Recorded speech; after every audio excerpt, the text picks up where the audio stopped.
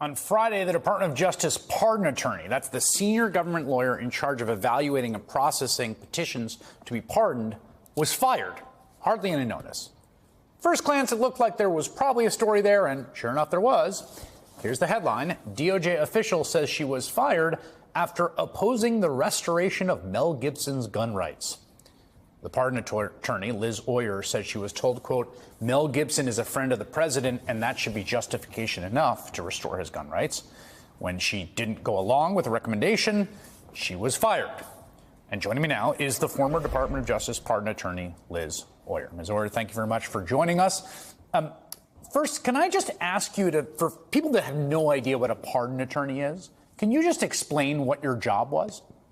Yeah, absolutely. So it is a little understood position. The job of the pardon attorney is to make recommendations to the president about granting clemency to people who are deserving of second chances. And I know that we hear about pardons in the news, and they're usually the high-profile ones and the controversial ones.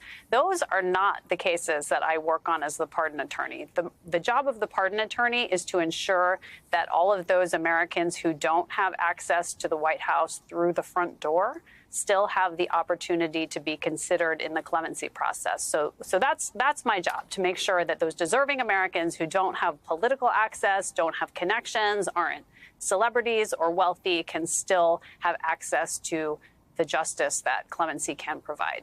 And how long had you been doing that job? I had that job for nearly 3 years. It would have been 3 years in April. Now, tell me about what happened last week. When did the Mel Gibson issue first make its way to you? I was tasked a few weeks ago with joining a working group in the department that brought together multiple offices within the Department of Justice in order to launch a process to broadly begin restoring gun rights to Americans who had lost their rights to possess a firearm because of a criminal conviction. This is a project that I understood was a priority for the Attorney General, and I was told that this project was going to be centered in the Office of the Pardon Attorney, which was an entirely new workflow for us, not something that we had ever done before. And was it like just a bunch of people in a spreadsheet, or was it like, hey, here's Mel Gibson? So I was told that we were working toward establishing a process that all Americans who were prohibited from possessing a firearm would have access to. And the initial request of my office was that we identify a group of candidates who we thought would be suitable for the Attorney General to grant this relief to in connection with making an announcement of the broader program. So what I did when given that assignment is I looked to the pool of individuals who had applied for presidential pardons and who my office had vetted for consideration of a presidential pardon. We extensively vet people before recommending them to the president for a pardon, because we know that one consequence of receiving a pardon is that you're able to legally purchase a firearm. So when we vet someone for a pardon, we conduct a full background investigation of the level that would be required to gain a top secret security clearance. Was Mel Gibson one of those people that you had identified?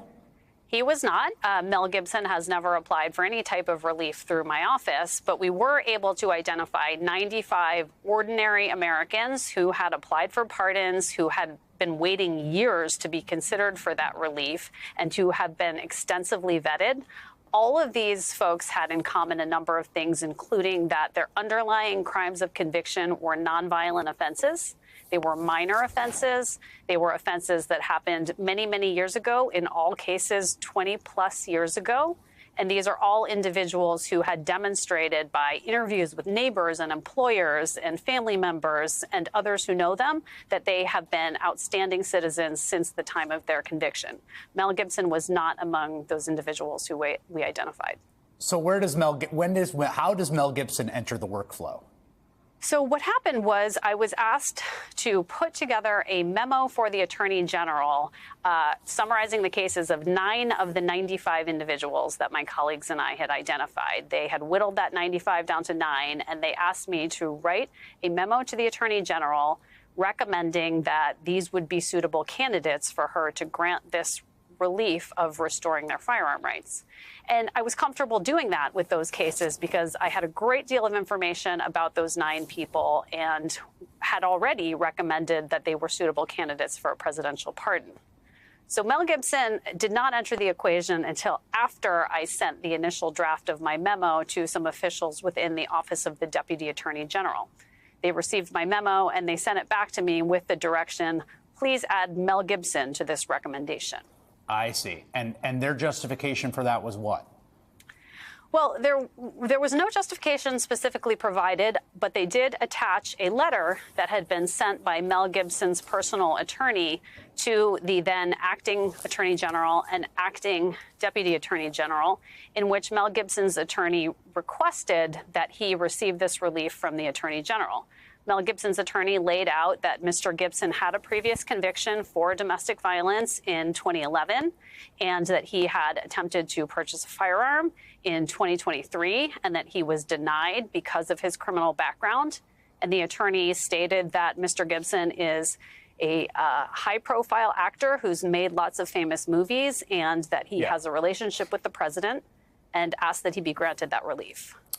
Todd Blanche, who is the number 2, I guess, now at Department of Justice, has this to say about your account here, saying that former employees who violate their ethical duties by making false accusations on press tours will not be tolerated. I don't know what that means.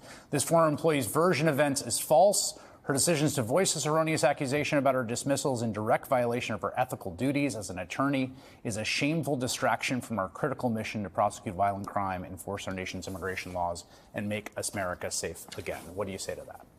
Well, Chris, the reason that I'm here talking about this tonight is because what's going on inside the Department of Justice in terms of silencing dissent is so frightening that I felt like I needed to share this story after I was fired.